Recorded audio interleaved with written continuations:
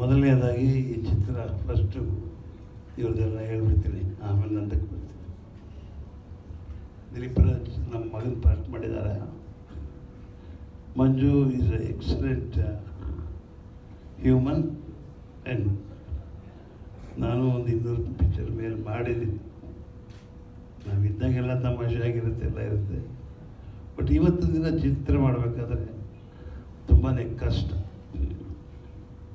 ಆದರೂ ಇವ್ರು ಚಿತ್ರ ಮಾಡಬೇಕಾದ್ರೆ ನಗನಾಗ್ತಾನೆ ಅಷ್ಟು ಸುಲಭವಾಗಿ ಚಿತ್ರ ಮಾಡೋದು. ಯಾತಕ್ಕೆ ಅಂದರೆ ಆ ಪಿಕ್ಚರ್ನ ಚೆನ್ನಾಗಿ ಬರಬೇಕು, ಈ ಪಿಕ್ಚರು ಈ ಚಿತ್ರದ ಒಳಗಡೆ ಇರೋ ಎಲ್ಲ ಸನ್ನಿವೇಶಗಳು ಚೆನ್ನಾಗಿ ಬರಬೇಕು ಈ ಪಿಕ್ಚರು ಅಂತ ಒಂದು ಆಸೆ ಇಟ್ಕೊಂಡು ತುಂಬ ನಗನಾಗ್ತಾ, ಏನೇ ಕಷ್ಟ ಇರಲಿ ಏನೇ ಬಂದರೂ ನಗನಾಗ್ತಾನೆ, ಯಾವುದೇ ತೊಂದರೆ ಇಲ್ಲ ಅಂತ ಅವ್ರ ಮುಖದಲ್ಲಿ ತೋರಿಸ್ಕೊಂಡು ಪಿಕ್ಚರ್ ಮಾಡಿದ್ರು. ನಮಗೆ I am really happy with. ಇದ್ರ ಜೊತೆಗೆ ಅವರಿಂದ ಇಷ್ಟೊಂದು ದೊಡ್ಡ ಬಿಸಿ ನಟ, ನಮ್ಮೆಲ್ಲರಿಗೂ ಕನ್ನಡದಲ್ಲಿ ಹೆಮ್ಮೆ ತರುವಂಥ ನಟ ಸುದೀಪ್. ಚಿಕ್ಕ ವಯಸ್ಸಿಂದ ಅವರ ಮನೆಯ ಒಂದು ಪರಸ್ಪರ ಸ್ನೇಹ ನನಗೂ ಇರ್ತದೆ ಇದೆ. ಹಾಗೆಯೇ ಈ ಹುಡುಗರಿಗೆ ಚಿಕ್ಕ ವಯಸ್ಸಿಂದ ಸಿನಿಮಾ ಮಾಡಬೇಕು ಅನ್ನೋದೊಂದು ಆಸೆ. ಅವನು ಹೇಳಿದಾಗೆ ಬ್ರಹ್ಮಗೆ ಹಾಕಿದ್ವಿ, ಇನ್ನೇನು ಮುಗಿಬೇಕು ಪಿಕ್ಚರ್, ಕಾರಣಾಂತರದಿಂದ ನಿಂತೋಯ್ತು. ಅದಾದಮೇಲೆ ಓ ಕುಸುಮ ಬಾಲೆ ಅಂತ ಭಾಳ ಒಳ್ಳೆ ಸಬ್ಜೆಕ್ಟ್, ಅದರಲ್ಲೂ ಸುದೀಪ್ನ ಹಾಕಿದ್ವಿ. ಆ ಪಿಕ್ಚರ್ ಮುಗಿಲಿಲ್ಲ. ಅದಾದಮೇಲೆ ಸ್ಪರ್ಶ ಮಾಡಿ ತುಂಬ ದೊಡ್ಡ ಹಿಟ್ ಕೊಟ್ಟು ಇವತ್ತಿನ ದಿನ ಇಲ್ಲಿ ಬಂದು ನಿಮ್ಮ ಮುಂದೆ ಕೂತಿದ್ದಾನೆ. ಭಾಳ ಎತ್ತರಕ್ಕೆ ಇಡೀ ಕನ್ನಡ ಚಿತ್ರರಂಗದ ಎಲ್ಲ ಭಾರತದ ಎಷ್ಟು ಚಿತ್ರರಂಗ ಇದೆ ಎಲ್ಲದರಲ್ಲೂ ಅವನು ಹೆಸರುವಾಸಿ ಆಗಿದ್ದ. ಅವನು ಮಾಡಿದ ಪಿಕ್ಚರು ಈಗ ನೀವೆಲ್ಲ ನೋಡಿದ್ದೀರ. ಡೈರೆಕ್ಟರ್ ವ್ಯಾಲ್ಯೂನೂ ಇದ್ದೇ ಇಲ್ಲ ಅನ್ನಲ್ಲ, ಬಟ್ ಆ್ಯಕ್ಟರ್ ಪಾರ್ಟು ಅಷ್ಟೇ. ಒಂದು ನೊಣನ ಇಟ್ಕೊಂಡು ಮಾಡಬೇಕಾದ್ರೆ ಒಂದು ಆ್ಯಕ್ಟ್ರದ್ದು ಅವನು ತೋರಿಸೋವಂಥ ಒಂದು ಎಕ್ಸ್ಪ್ರೆಷನ್ಸ್ ಇದೆಯಲ್ಲ ಆ ಪಿಕ್ಚರಲ್ಲಿ, something else out of the world. ಹಾಗೆ ಅಷ್ಟೊಂದು ಟ್ಯಾಲೆಂಟ್ ಇಟ್ಕೊಂಡು ಎಲ್ಲ ಭಾಷೆಗಳಲ್ಲೂ ಮಾಡ್ತಾ ಬಂದಿದ್ದಾನೆ. ಇವತ್ತು ಇಷ್ಟೊಂದು ತುಂಬ ಬಿಡುವಿಲ್ಲದ ಕೆಲಸ ಅವರಿಗೆ.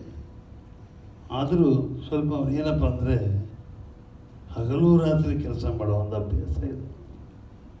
ಅಲ್ಲಿಂದ ಬರ್ತಾರೆ, ಹೈದರಾಬಾದ್ ಅಂತಾರೆ, ಇನ್ನೆಲ್ಲ ಬಾಂಬೆ ಅಂತಾರೆ, ಇನ್ನು ಕೇಳಿದ್ರೆ ಎಂಥದ್ದು ಸ್ಲೋವೇನಿಯಾನ ಯಾವ ಊರು ಹೋಗಿದ್ದಿದ್ದೀನೋ, ಸರ್ಬಿಯಾ, ಅಲ್ಲೋಗಿದ್ದ. ಅಲ್ಲೆಲ್ಲ ಹೋಗಿ ಶೂಟಿಂಗ್ ಮಾಡಿ ಎಷ್ಟು ಏನಪ್ಪ ಹೆಂಗಪ್ಪ ಹುಡುಗ ಅಡ್ಜಸ್ಟ್ ಮಾಡ್ತಾನೆ.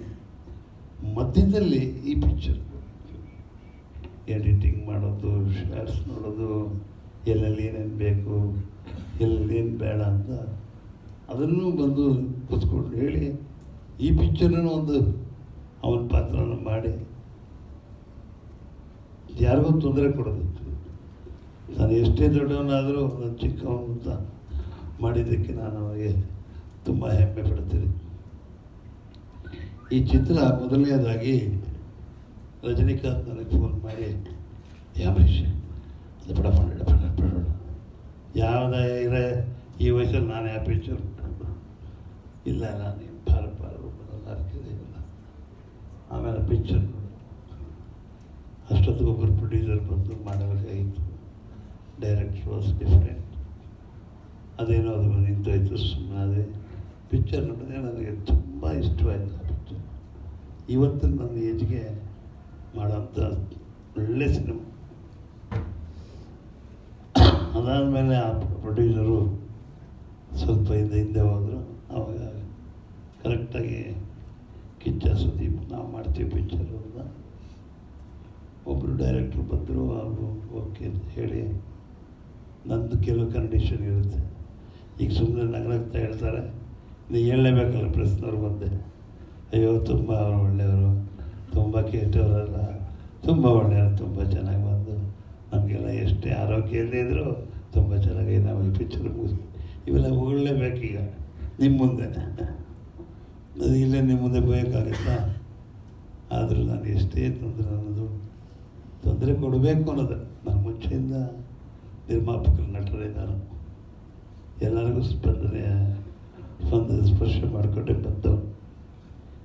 ಆದ್ದರಿಂದ ಇವತ್ತು ಭಾಳ ಸುಂದರವಾಗಿ ಚಿತ್ರ ಬರಬೇಕಾದ್ರೆ ಯಾವಾಗಲೂ ಕ್ಯಾಪ್ಟನ್ ಆಫ್ ದ ಶಿಪ್ ಈ ಹುಡುಗರು ಕರ್ಕೊಂಬಂದರು. ಯಾರಾದರೂ ಒಪ್ತಾರೆ,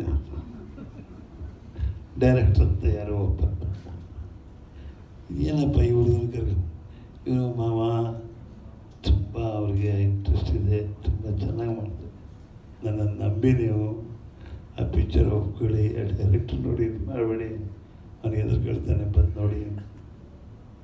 ನೋಡಿದೆ ನಾನು, ಇತ್ತು ನನ್ನ ಜೊತೆ ಕೆಲಸ ಮಾಡಿದ್ದಾನೆ, ನೀವು ಮಾಡಿ ಅಂತ ಸುದ್ದಿ ಹೇಳಿದ್ರು. ಬಂದರು ಅವ್ರ ಮನೆಗೆ ಬಂದಾಗ ನೋಡಿದೆ, ನಗು ಬಂತು, ಜೊತೆಗೆ ಒಂದು ಮನಸ್ಸಲ್ಲಿ ಎಲ್ಲ ಒಂದು ಸ್ಪಾರ್ಕ್ ಕುಡಿಯಿತು. ಈ ಹುಡುಗ ನೋಡೋಕೆ ಹಿಂಗಿದ್ದಾನೆ, ಯಾವಾಗಲೂ ಹೇಳ್ತಾರಲ್ಲ, ಕಳ್ಳರು ನಂಬಿದ್ರು ಕುಳ್ಳರು ನಂಬಿದ್ರು, ಇವನ ಹತ್ರ ಏನೋ ಇದೆ ಅಂದ್ಬಿಟ್ಟು ನಾನು ಒಂದು ಕ್ಷಣಕ್ಕೆ ಆಯಿತು ಅಂತ ಒಪ್ಕೊಂಡೆ. ಎಲ್ಲೇ ಹೋದ್ರೂ ಕೆಲವರೆಲ್ಲ ಈ ಚಿತ್ರ ಮಾಡಬೇಕಾದ್ರೆ ಅದು ಹೆಂಗೆ ಸರ್ ಅವನ್ನ ಒಪ್ಕೊಂಡ್ರೆ, ಅದು ಹೆಂಗೆ ಸರ್ ಅವನ ಆಕಾರ ನೋಡಿ, ಬಟ್ ಅವ್ನ ಪಿಕ್ಚರ್ ನೋಡಿದ್ಮೇಲೆ ಅವನಿಗೇನು ಅಂತ ಗೊತ್ತಾಗುತ್ತೆ. ತುಂಬ ಅವನಿಗೆ ಯಾವಾಗಲೂ ಕಷ್ಟದಿಂದಲೇ ಬಂದು ಸುಖ ಪಡೋದು. ನಾನು ಅಷ್ಟೇ ತಾನೇ, 500 ರೂಪಾಯಿ ವಿಲನ್ ಬಂದೆ, ಆಮೇಲೆ ಸಪೋರ್ಟಿಂಗ್ ಕ್ಯಾರೆಕ್ಟರ್ ಮಾಡಿದೆ, ನಾಯಕನಾದೆ, ಇವತ್ತು ಜನನಾಯಕನಾಗಿ ನಿಮ್ಮ ಮುಂದೆ ನಿಂತಿದ್ದೀನಿ. ಇದೆಲ್ಲ ಸ್ಟೇಜಸ್ನ ಪಾಸ್ ಮಾಡಬೇಕಾದ್ರೆ ಒಂದು ಜೀವನ ಏನು ಅಂತ ಒಬ್ಬ ಮನುಷ್ಯನಿಗೆ ಅರ್ಥ ಆಗ್ತದೆ. ಇವತ್ತು ನಿರ್ದೇಶಕರಾಗಿರ್ಬೋದು, ಆದರೆ ಅವನು ಪಾಸ್ ಮಾಡ್ಕೊಂಡು ಬಂದಿರೋದು ಅವನಿಗೆ ಗೊತ್ತಿರುತ್ತೆ. ತುಂಬ ಟೈಮ್ ನೋಡ್ತಾ ಇದ್ದಿದ್ದ, ಫ್ಲೈಟ್ ಇದೆಯಾ ಇದರ ಬಗ್ಗೆ ಹೇಳಿ, ಯಾಕೆ ಆ ಕಡೆ ಕೂತಿರೋ ಸಂಚಿತ್ ಕೂಡ ನಿರ್ದೇಶನ ಮಾಡಬೇಕು ಅಂತ ತುಂಬ ಆಸೆ ಇದೆ. ಅವನು ಕೂಡ ಜೊತೆಲಿ ನಿಂತು ವರ್ಕ್ ಮಾಡಿದ. ಈ ಟೀಮಲ್ಲಿ ನಾನು ದಿಲೀಪ್ ರಾಜ್ ನೋಡಿದಾಗ ಸರಿ ಎಲ್ಲ ಕ್ಯಾರೆಕ್ಟರ್ ಮಾಡೋದೆಲ್ಲ ಇರ್ತದೆ, ಅದು ಇವೇ ಆ್ಯಕ್ಟ್ ವೆಲ್ ಅಂತ ಅಂದ್ಕೊಂಡು ಅಷ್ಟು ನೋಡಲಿಲ್ಲ. ಈ ಹುಡುಗ ಅಭಿ ಅಂತೇನ, ಇವರು ಅಷ್ಟೇ, ನಾವು ತಮಾಷೆಗೆ ಹೋಗಿ ಪಿಕ್ಚರ್ ಆಗಿದ್ರು ಆ ಶೂಟಿಂಗೆಲ್ಲ ತಮಾಷೆನೇ, ಈ ಜನ ತಮಾಷೆನೇ, ಹಂಗಾಗಿ ಆ್ಯಕ್ಟ್ ಮಾಡ್ಕೊಂಡ್ಬಂದ್ವಿ. ಪಿಕ್ಚರ್ ಒಂದು ಸ್ವಲ್ಪ ನಾವು ಡಬ್ಬಿಗಲ್ಲಿ ಅದಾದಮೇಲೆ ನೋಡಿದ್ವಿ, ಏನು ಕಲಾವಿದರು ಇವರೆಲ್ಲ, ಅದನ್ನು ಅಷ್ಟು ಚೆನ್ನಾಗಿ ಮಾಡಿದ್ರು. ತುಂಬ ಮುದ್ದಾಗಿ ಕಾಣ್ತದೆ ಪಿಕ್ಚರ್. ಫಸ್ಟು ಇವತ್ತೇ ಇವ್ರು ನೋಡಿದ್ರೆ ಏನು ಕೋಪ ಜನಕ್ಕೆ ಅಷ್ಟು ಬರುತ್ತೆ, ಬಟ್ ಹಂಗೆನೇ ಕರಗಿಸ್ಬಿಡ್ತಾರೆ ಮನಸ್ಸು. ಈ ವಿಲ್ ಸ್ಟೀಲ್ ದ ಶೋ, ಅಷ್ಟು ಮಾತ್ರ ಹೇಳ್ತೀನಿ. ಆ ಹುಡುಗನೂ ಅಷ್ಟೇ, ಚಿಕ್ಕ ಮಕ್ಕಳು ಎಲ್ಲ ಮಾಡಿದ್ದಾರೆ, ಎಲ್ಲರೂ ತುಂಬ ಚೆನ್ನಾಗಿ ಮಾಡಿದ್ರು. ಅದರಿಂದ ಭಾಳ ನನ್ನ ಸಿನಿಮಾ ಕೆರಿಯರಲ್ಲಿ ಕೂಡ ನನಗೂ ಒಂದು ಸಂತೋಷ. ಇವರೆಲ್ಲ ಸೇರಿ ನನ್ನ ಹಾಕೊಂಡು ಇಷ್ಟು ದೊಡ್ಡ ನಟ ನನ್ನನ್ನು ನಂಬಿಕೆ ಇಟ್ಕೊಂಡು ನನ್ನ ಕೇಳಿ ಅವರ ಪ್ರೊಡಕ್ಷನಲ್ಲಿ ಪಾತ್ರ ಕೊಟ್ಟಿದ್ದು. ಆ ಚಿತ್ರ ತುಂಬ ಚೆನ್ನಾಗಿ ಬಂದಿದೆ. ಇವೆಲ್ಲ ನೋಡಿ ಆಮೇಲೆ ಹೇಳಿ ಅಂಬರೀಷಿಗೆ ವಯಸ್ಸಾಯ್ತಾ ಇಲ್ವೋ ಅಂತ ಇವ್ರು ಹೇಳಿದ್ರು.